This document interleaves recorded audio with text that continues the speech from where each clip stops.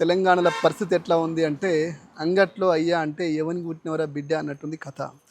రేవంత్ రెడ్డి ఈ గుజరాతు, ఈ ఢిల్లీ బానిసలుగా మారినటువంటి రేవంత్ రెడ్డి ఎలక్షన్ల ముందు రాహుల్ గాంధీని, ప్రియాంక గాంధీని పట్టుకొచ్చి వాళ్ళ ఎలక్షన్ల పబ్బం గడుపుకోనికి ఎన్ని డ్రామాలు ఆడిరో మీకు తెలుసు.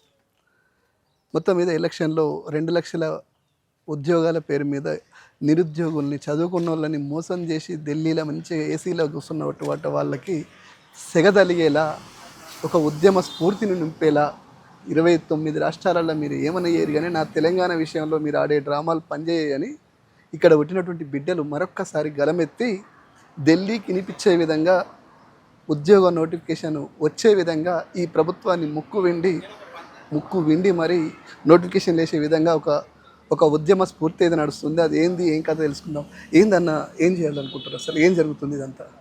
ఏం లేదన్న, మేము మోసపోయినాం. మేము ఎవరిని నిందించట్లేము, మేము మోసపోయినాం. మా పోస్టర్లో కూడా ఉంది. ఏంటంటే చూడండి, అక్కడ జాబ్ క్యాలెండర్ పేరుతో మోసపోయిన నిరుద్యోగులు అనేటటువంటిది ఉన్నది.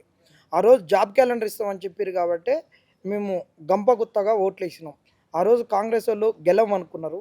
వార్డు మెంబర్లు కూడా గెలవలేము, మా కాంగ్రెస్ యొక్క జవసత్వాలన్నీ అయిపోయినాయి అనుకున్న వాళ్ళని ఈరోజు అసెంబ్లీలో కూర్చోబెట్టి మంత్రులుగా చేసినాం.